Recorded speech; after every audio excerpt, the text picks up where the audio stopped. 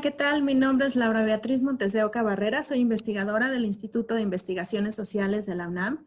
Como lo hemos mencionado en la presentación de este proyecto titulado Etnografía en tiempos de COVID-19, la cual también está disponible en el canal de YouTube del Instituto, en esta serie de entrevistas nos interesa conocer la forma en que otros investigadores e investigadoras sociales han transformado sus procederes metodológicos debido al confinamiento y al distanciamiento social que actualmente vivimos a causa de la pandemia de COVID-19.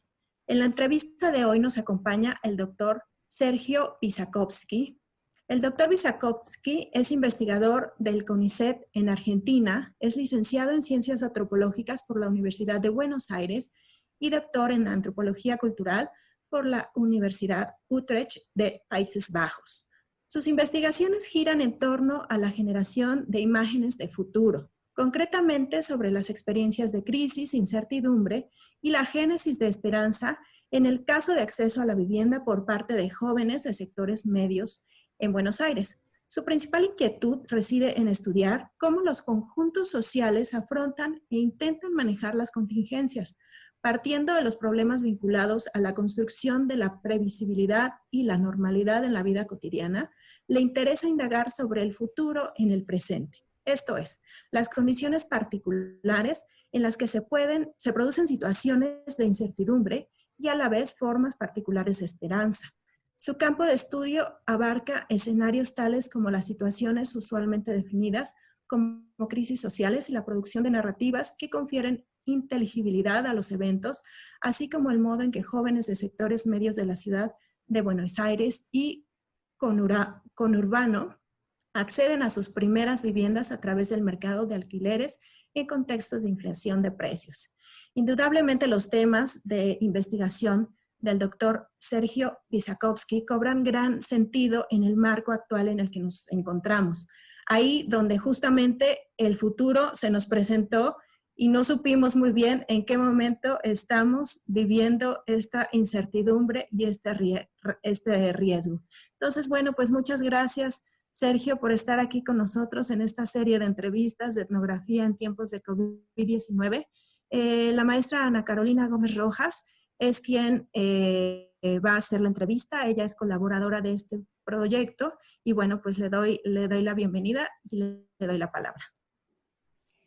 Muchas gracias, Laura, y a Sergio, gracias por aceptar nuestra invitación y por construir y tejer junto a nosotras esta reflexión sobre la pandemia y sus efectos en las ciencias sociales, pero también mucho más allá de las ciencias sociales. Justamente nosotras quisiéramos arrancar la entrevista preguntándote si ha sido posible para ti entender de alguna forma cómo la pandemia ha cambiado nuestra idea de incertidumbre y nuestra idea de futuro, y si has podido recoger las impresiones de las personas frente a la pandemia y cómo ha sido esta recolección de estas impresiones con las personas a las que te has acercado.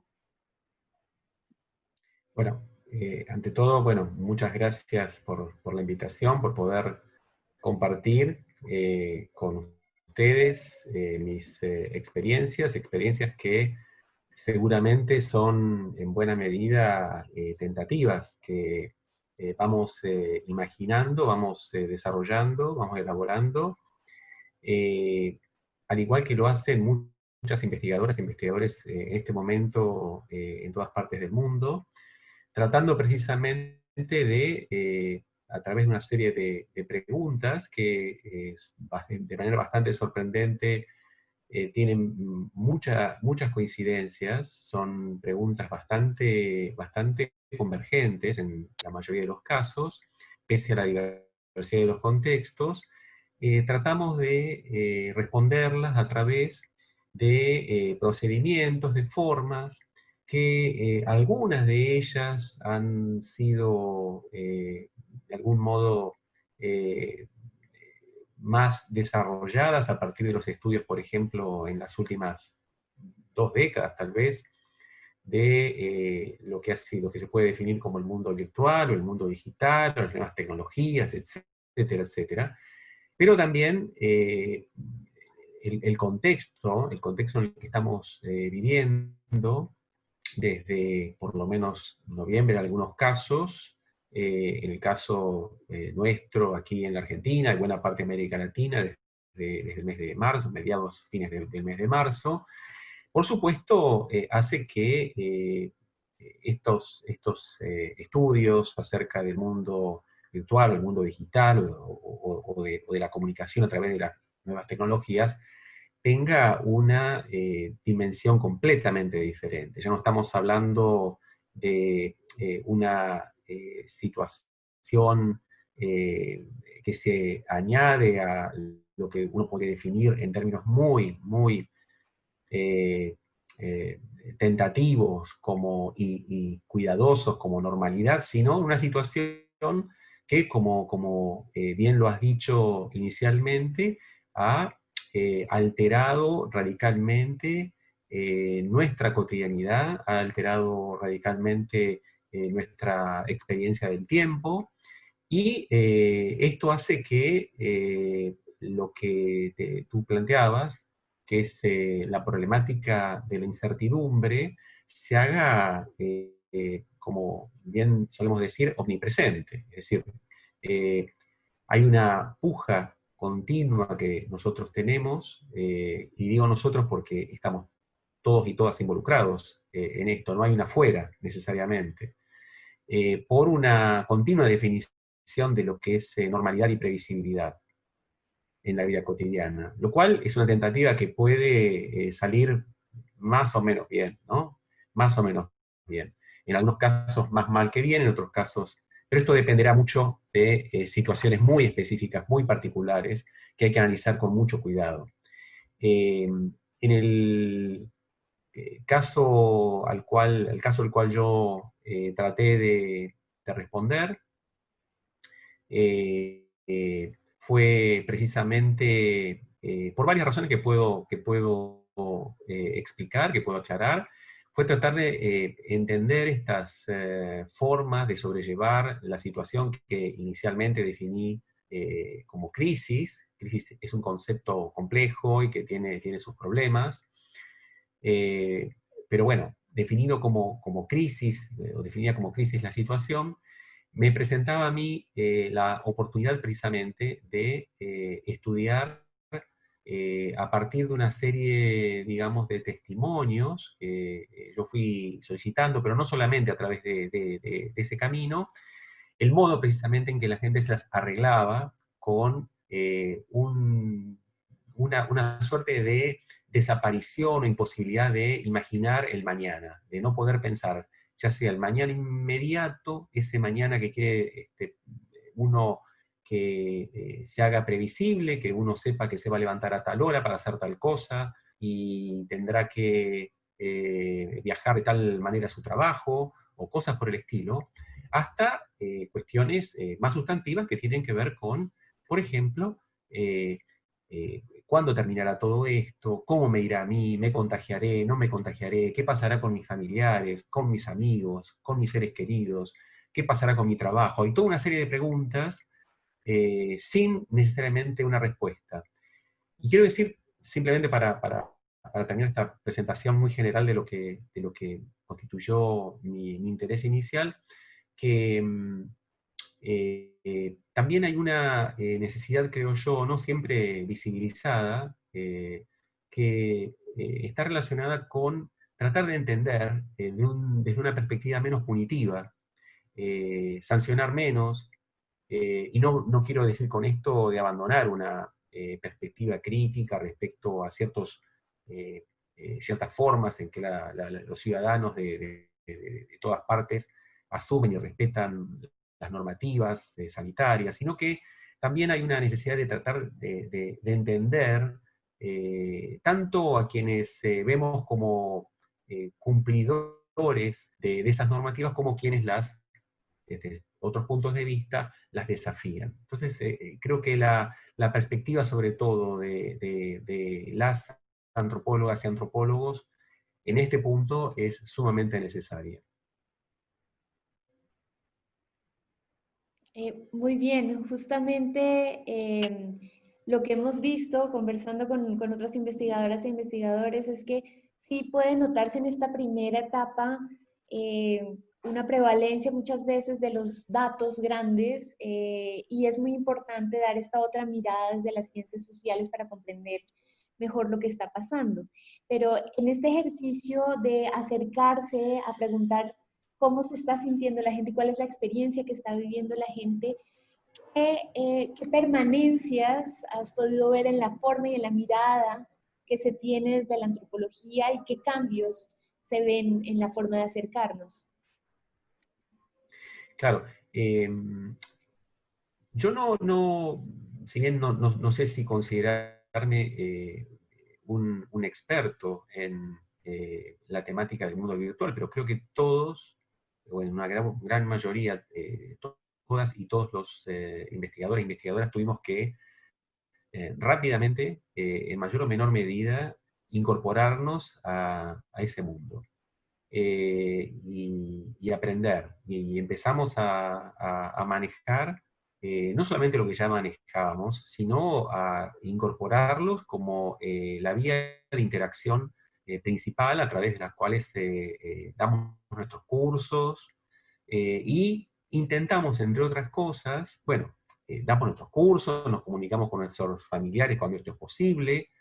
Estamos hablando también acá de un sector social que puede tener un acceso tanto a los dispositivos como a la conectividad, lo cual presenta otro tipo de problemáticas, ¿no? Desde el punto de vista socioeconómico, desde el punto de vista de la desigualdad.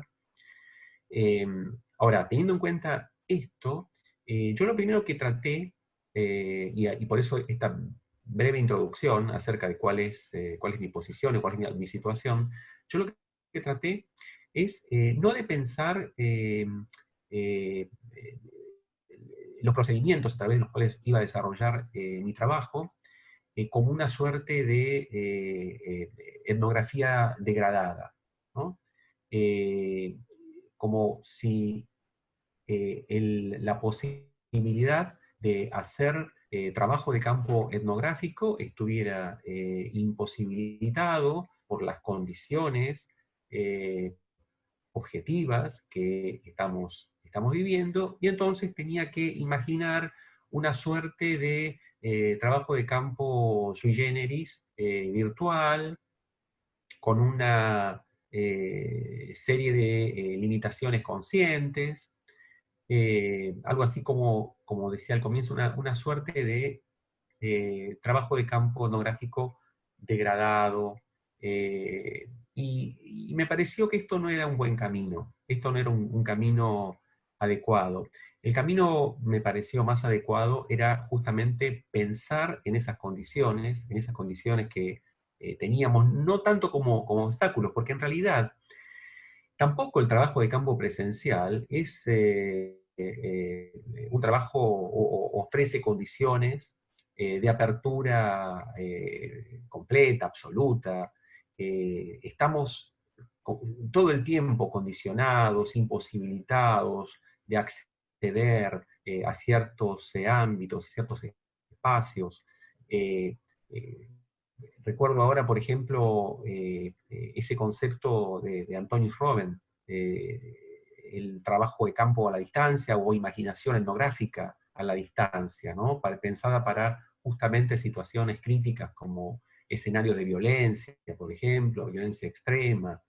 Eh, entonces, este es un problema que en realidad no emerge ahora, sino que es inherente a la misma práctica del trabajo de campo. El trabajo de campo presenta todo el tiempo este tipo de dificultades y nos obliga justamente a pensar, a imaginar formas a través de las cuales acceder de la manera en que los etnógrafos y etnógrafas tratamos de hacerlo, a aquellos ámbitos a los cuales nuestra presencia es imposible o resulta altamente riesgosa para nuestras vidas o para la vida de terceros.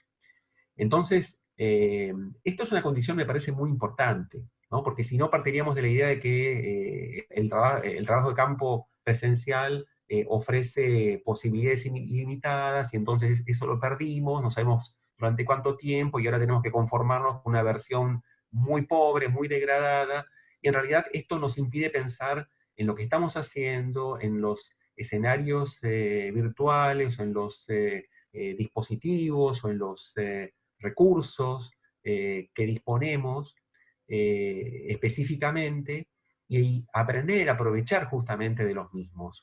Entonces, esta me parece lo comento porque me parece que es una lección importante, ¿no? Que podemos aprender, por lo menos esto es lo que yo entendí, que no tenía que proceder de esa manera. Tampoco sé muy bien si calificarlo de trabajo de campo etnográfico o no. La verdad es que no lo sé, porque ya había bastante lío antes, había bastantes problemas con las definiciones acerca de qué es y qué no es etnografía. Entonces me parece que perdemos mucho tiempo con eso.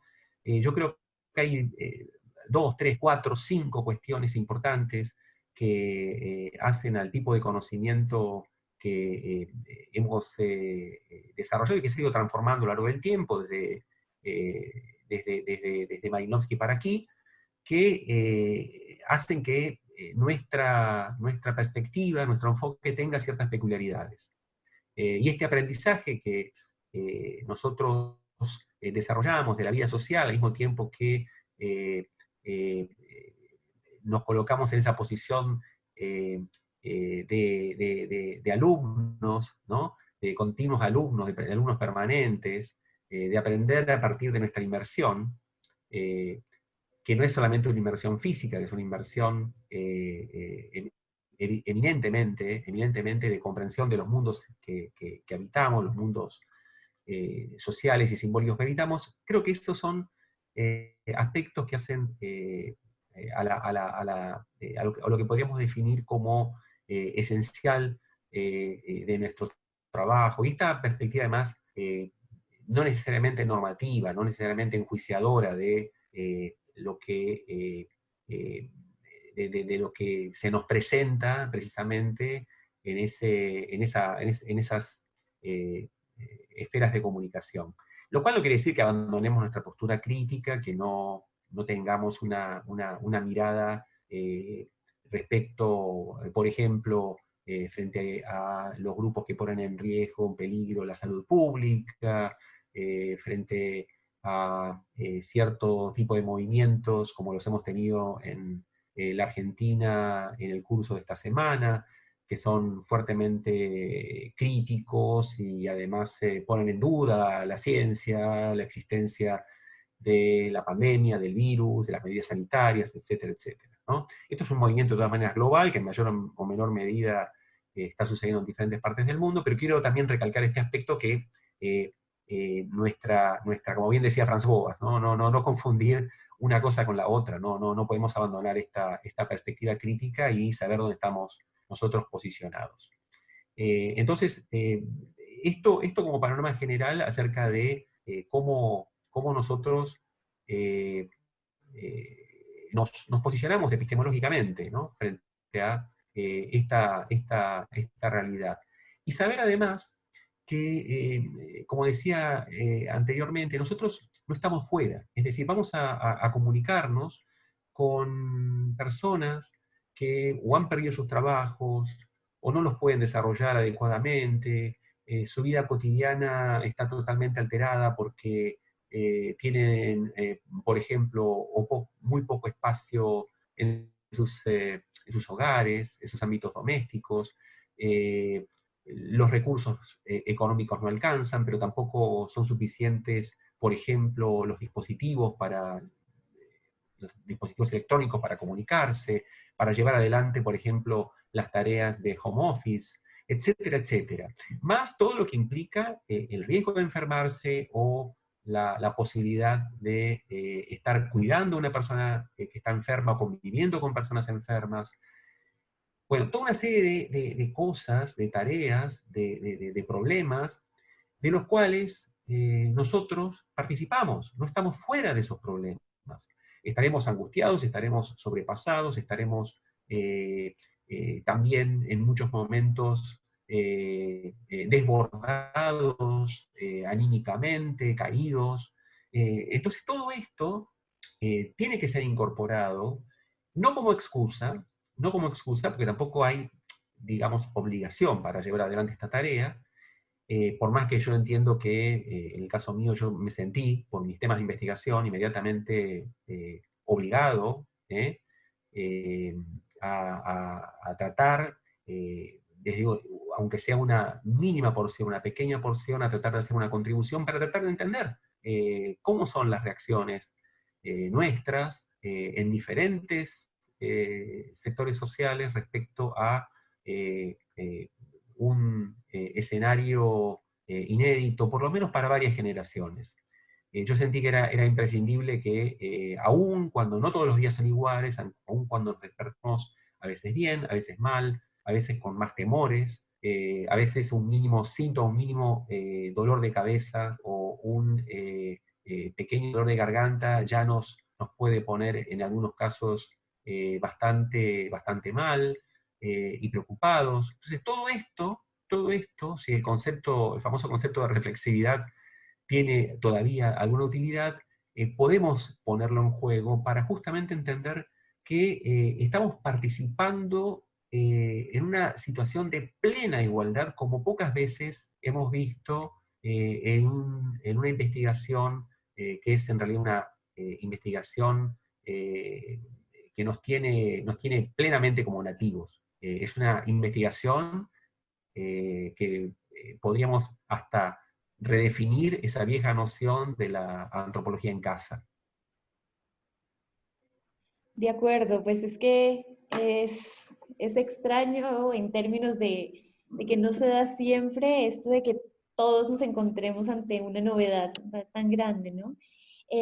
Y yo creo que ya nos has dado claves muy importantes sobre cómo mirar y cómo acercarnos, pero yo quisiera que tal vez pudieras darnos algunas otras herramientas que hayas podido descubrir en estos 5 meses sobre, en tu caso, cómo estudiar la incertidumbre en medio de la incertidumbre.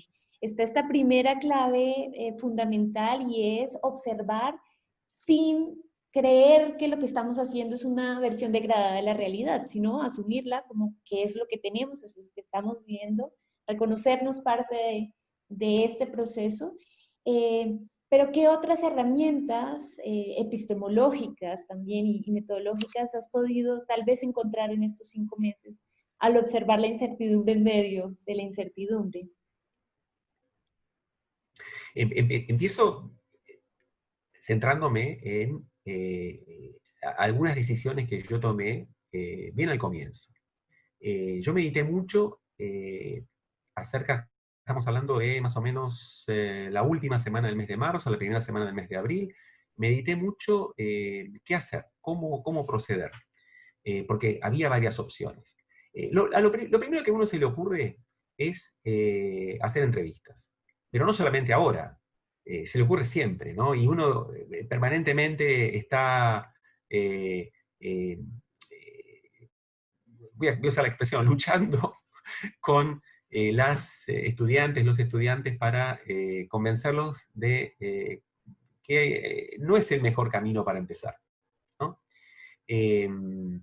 Que, como dice muy bien Charles Briggs, ¿no? En Aprendiendo a Preguntar,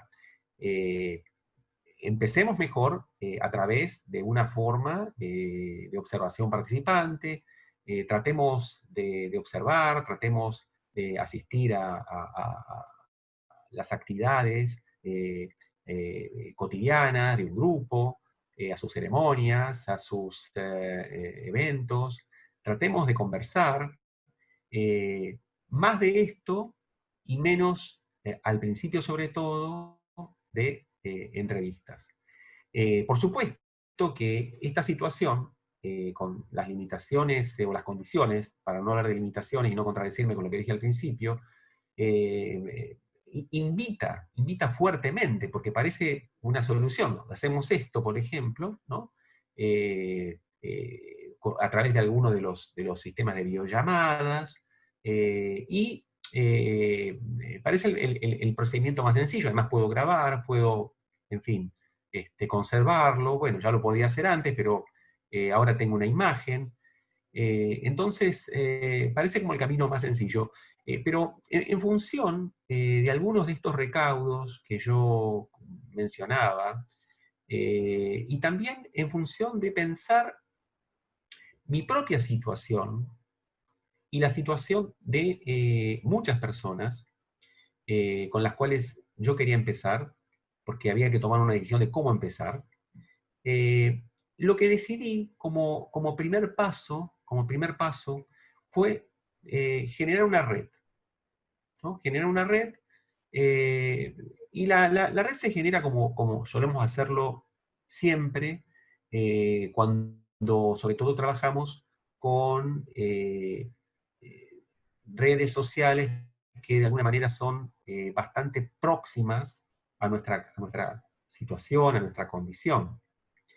Entonces, apelé a una serie de vínculos que por supuesto fui evaluando, porque algunos que, por ejemplo, me parecían o me parecieron significativos al principio, luego ya no me parecieron. Esa red se fue armando a través de familiares, se fue armando a través de gente conocida de mi trabajo, gente allegada por diferentes caminos, vecinas y vecinos, y por supuesto, como sucede siempre a través de la bola de nieve que se va generando, la red empieza a crecer, se empieza a difuminar, ¿cierto? Bueno, a expandir.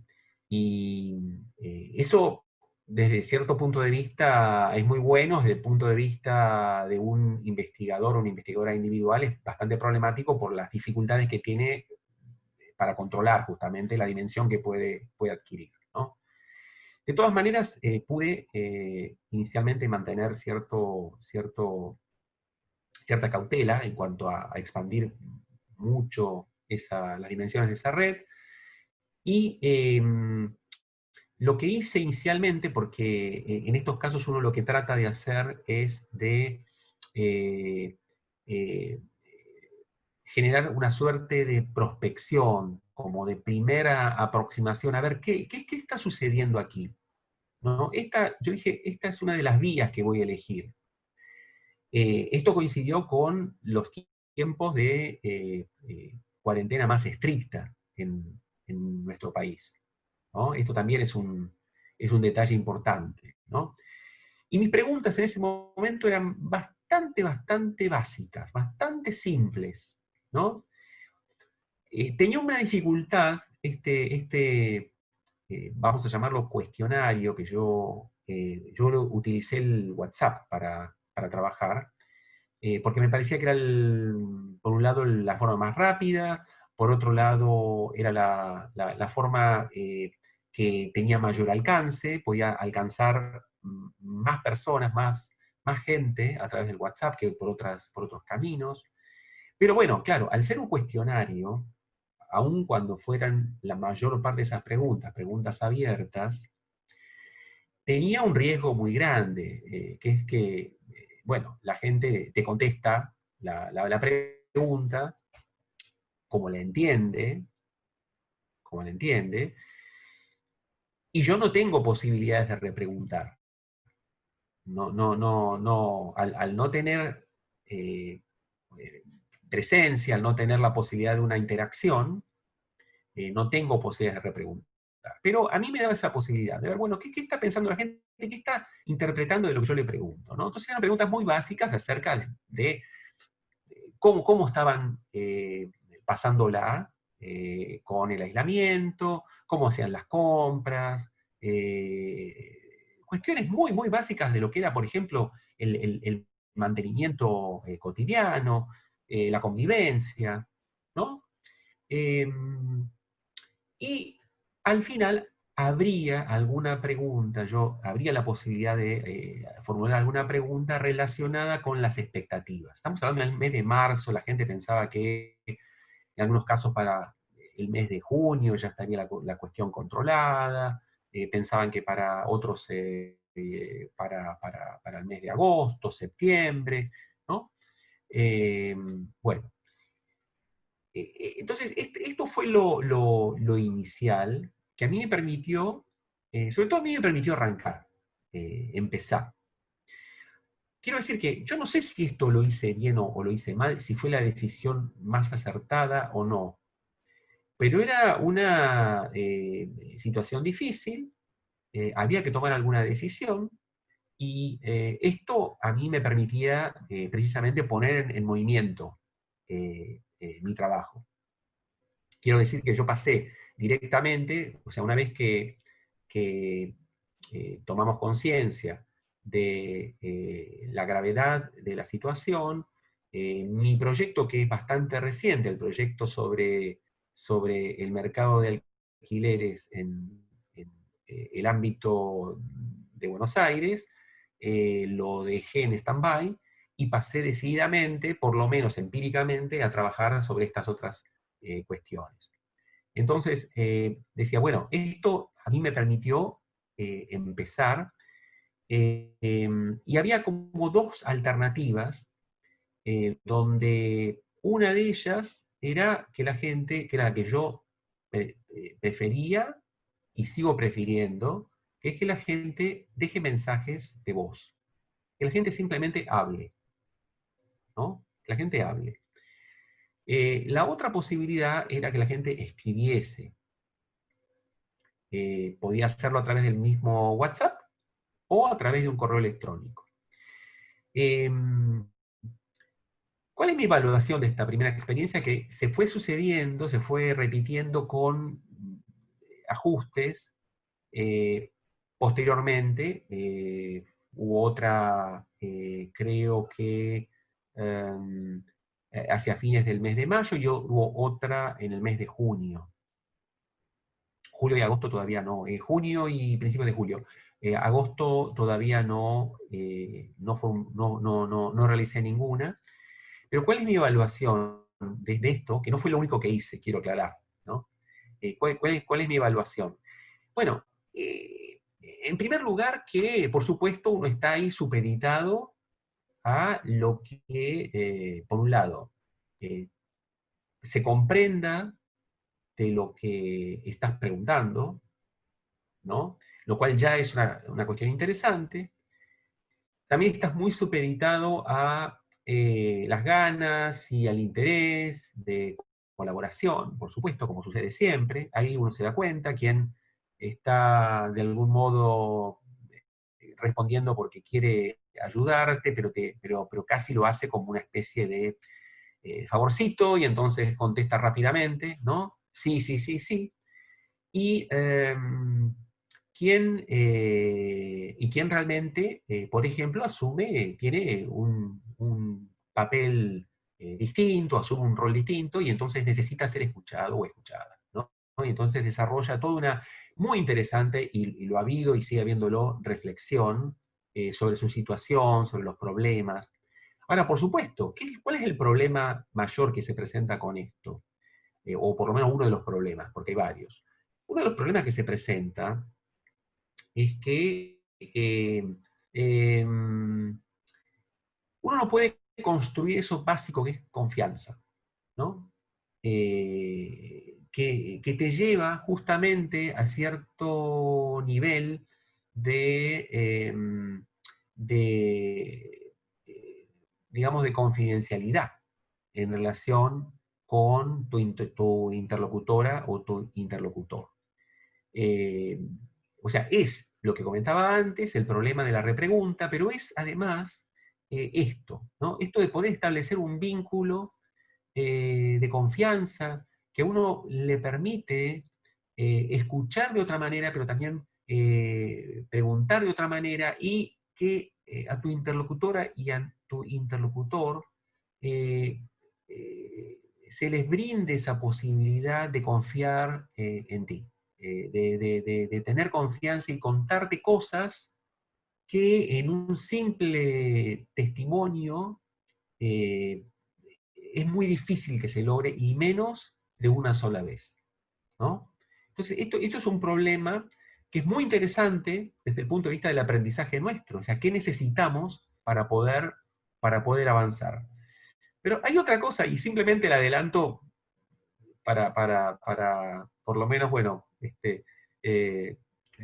por lo menos para lo que sigue, ¿no? Eh, muchas de las, mucho del aprendizaje consistió en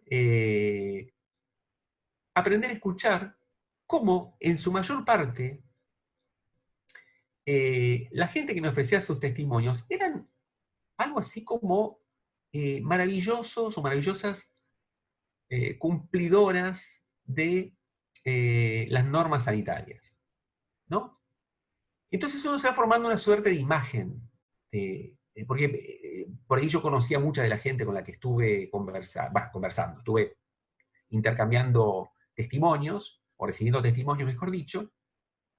Entonces te vas formando a la vez una imagen de esa persona, más allá de lo que uno conoce, como personas maravillosas, que son fantásticas cumplidoras de las normas, ¿no?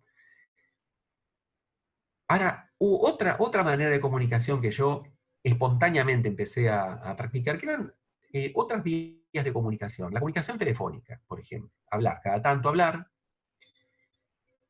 Esto no se da con todas las personas, se puede dar con algunas, sí, con otras no, como sucede siempre. Y entonces ahí, hablando naturalmente, me entero que una de las personas que defendía a rajatabla la necesidad de respetar las normas sanitarias, de no entrar en contacto con los adultos o las adultas mayores, para no ponerse en riesgo, termina planteándome casi, no sé si como confesión, porque no fue este el tono de una confesión, sino fue, yo diría, ¿cómo no va a ser así? ¿No? Algo así como, pero esto es obvio que tiene que ser así. Me acuerdo que me dijo, no hay que ser tan fanático de la cuarentena. ¿Por qué me lo decía? Porque esta persona, una persona que desde el punto de vista de su cumplimiento era aparentemente maravillosa, y no presentaba por lo menos ningún tipo de malestar, ¿no? Visible, ¿no? En cuanto al cumplimiento, me termina contando cómo asiduamente va a visitar a sus padres, y me pregunta a mí si yo lo hago. Le digo, no, yo la verdad que a mi madre no la estoy viendo, es una mujer muy mayor, la estamos con mi hermana, con uno de mis hijos, que están más cerca de la casa, yo no estoy tan cerca, entonces está cuidada, recibe todos los cuidados, tanto desde el punto de vista de lo que necesita para comer, para limpieza. Ellos la visitan con todos los cuidados posibles. Entonces ahí se genera una cosa muy interesante, que no se hubiera generado de otra manera. ¿Qué es lo que suele suceder también en las formas de trabajo de campo a las que estamos más habituados? Que esto fue una conversación espontánea y con total complicidad, porque había una relación ya establecida que preexistía a esta situación, y que hizo posible que me contara algo que desde el otro punto de vista parecía imposible, desde el punto de vista de lo que le requerían mis preguntas, por lo menos en el primer cuestionario, le resultaban completamente imposibles, porque además él quería mostrarme una imagen que de alguna manera se ajustara a lo que yo esperaba, ¿no? Y de esto, cuento este ejemplo, y de esto hubo bastante, hubo mucho. Y es una lección importante, ¿no es cierto?, para aprender respecto a cómo funciona nuestro aprendizaje en este tipo de situaciones en las cuales aparentemente la posibilidad de participación está alterada, y sin embargo vemos que todavía las vías de participación están o funcionan de un modo bastante similar a cómo habitualmente estamos acostumbrados a experimentarlo en el trabajo de campo etnográfico que hemos aprendido y que hemos practicado. De acuerdo, muchas gracias. Ese ejemplo está maravilloso para pensar en cómo se replican de alguna forma las prácticas sociales también en estos otros canales pues de interacción virtual, pues porque parte de la angustia y de la incertidumbre en el caso de investigadoras e investigadores es generar vínculos de confianza a partir de canales que no siempre se conocen o que no se habían usado, pero también es importante saber que la intuición nos ayuda, que hay unas mismas formas que pueden estarse replicando y que tenemos que estar atentas y atentos a esas formas de antes también. Y yo quisiera un poco ir cerrando nuestra conversación, que ha sido muy agradable y de mucho aprendizaje, poniéndome un poco en el lugar de los estudiantes y las estudiantes de posgrado, que empiezan su posgrado, que empiezan antropología, sociología, o la carrera que sea en ciencias sociales, y que no cuentan con un capital como el que ya muchos investigadores e investigadores tienen. ¿Qué recomendaciones podrías darle a estas personas que están empezando este mundo de la investigación social y de la antropología social para entrar a un campo o para construir incluso ese campo y para sobrepasar estas dinámicas desconocidas en las que estamos?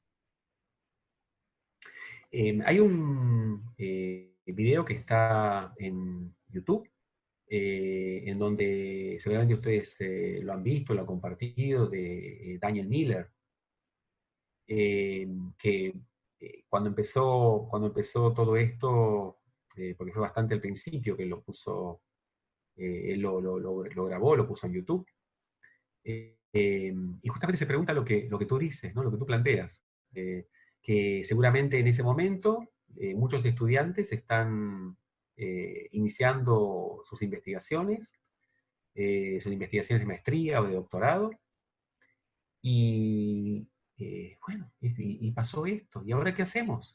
¿Y ahora qué hacemos? ¿No?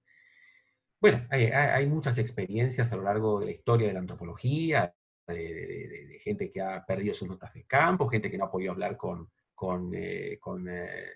gente muy famosa, ¿no? Próceres de nuestra disciplina, de la historia de nuestra disciplina, ¿no? Que no han podido hablar, que no han podido tener contacto, ¿no? Y aún así han logrado eh, eh, formular o desarrollar investigaciones realmente sólidas, ¿no?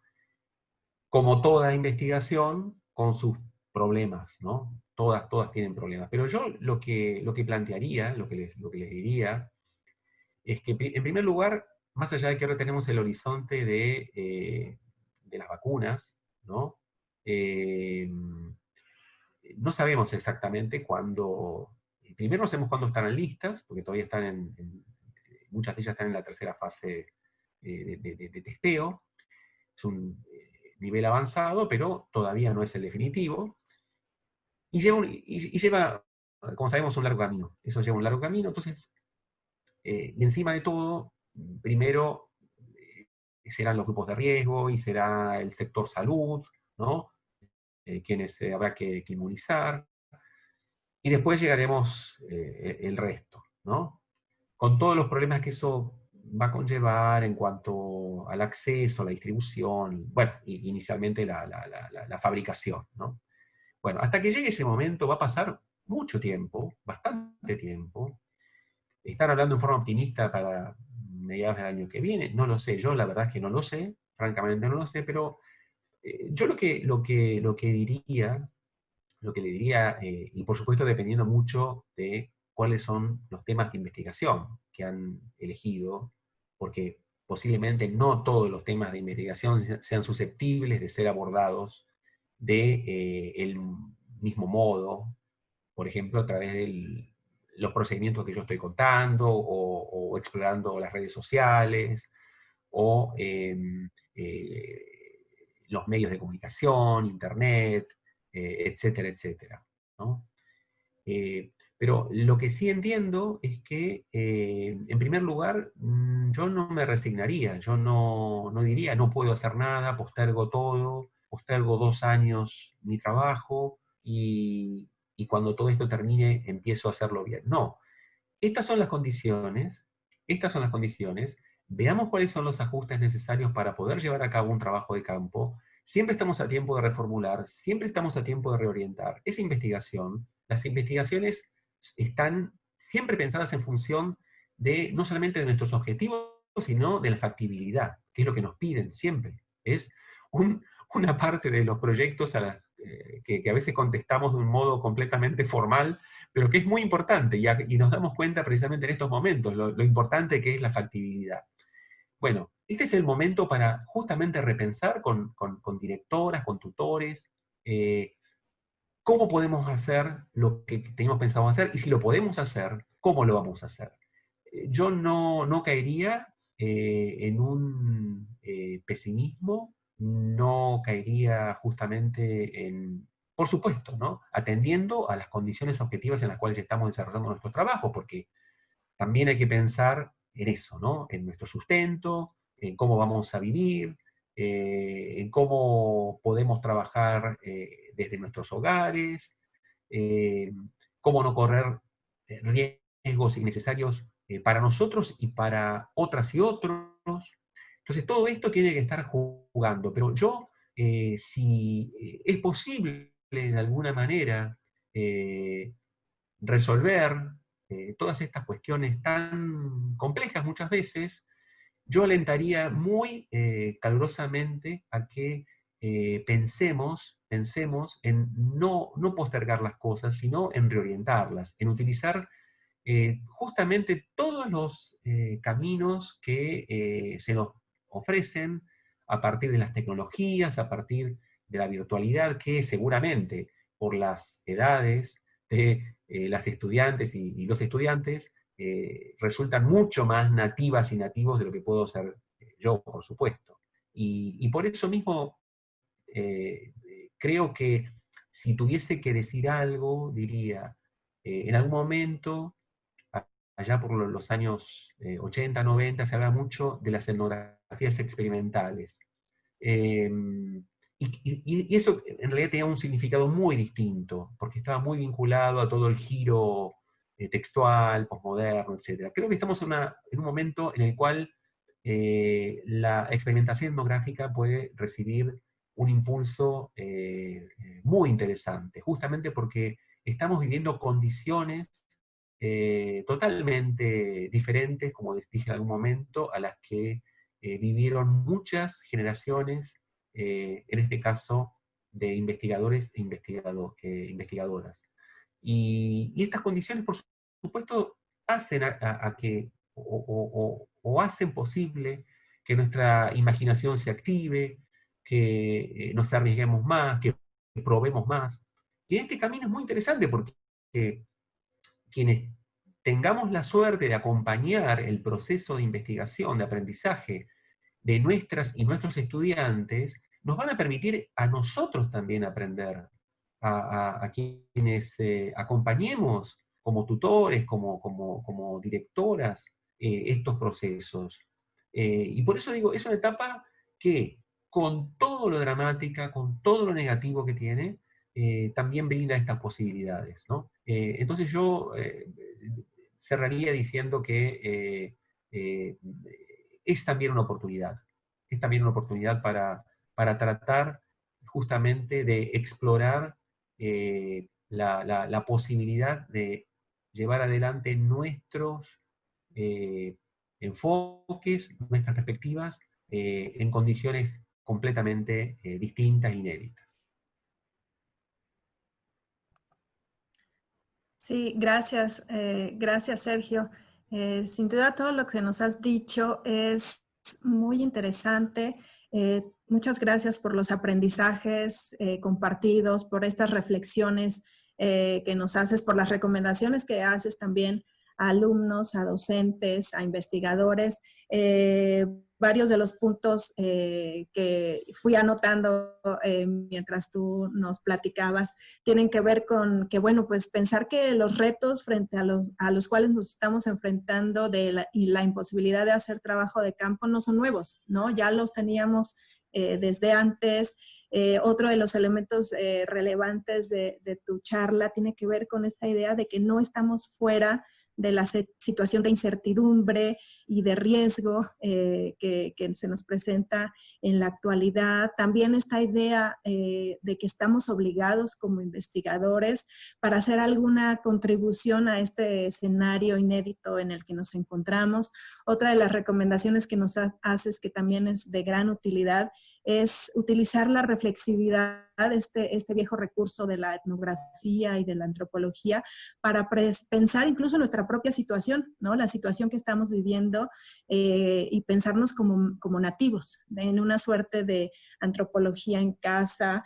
Y finalmente esta otra cosa que nos mencionas sobre no postergar, sino reorientar, ¿no? Yo creo que ese es uno de los puntos muy importantes, sobre todo para los jóvenes que están iniciando ahora sus carreras de investigación, que tal vez se podrían darle el lujo de esperarse un par de años, pero pues mejor aprovechar estas oportunidades que nos mencionas, ¿no? O sea, ver la pandemia y la situación en la que estamos viviendo como una oportunidad más allá de todas las problemáticas que se nos presentan. Pues muchísimas gracias, doctor Sergio Wisakovsky. Realmente ha sido muy grato platicar contigo. ¿Algo más que quieras agregar para cerrar la entrevista?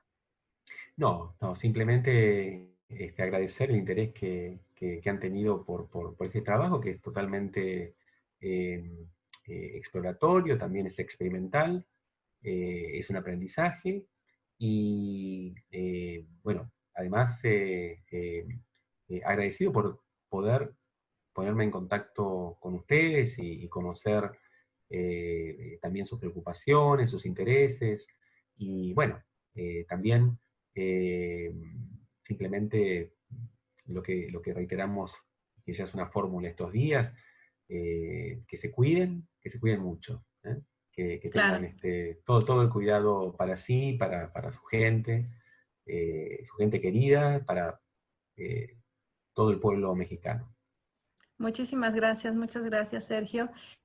Y también los invitamos a que sigan las demás entrevistas de la serie Etnografía en tiempos de COVID-19 para conocer la forma en que otros investigadoras e investigadores comparten sus perspectivas sobre el quehacer de la investigación y cómo estamos enseñando a hacer investigación basado en el método etnográfico. Muchísimas gracias al apoyo del Instituto de Investigaciones Sociales de la UNAM por la asesoría técnica que nos han brindado para realizar estas entrevistas. Junto con Ana Carolina Gómez Rojas, les doy las gracias y los esperamos en la siguiente entrevista. Hasta la próxima.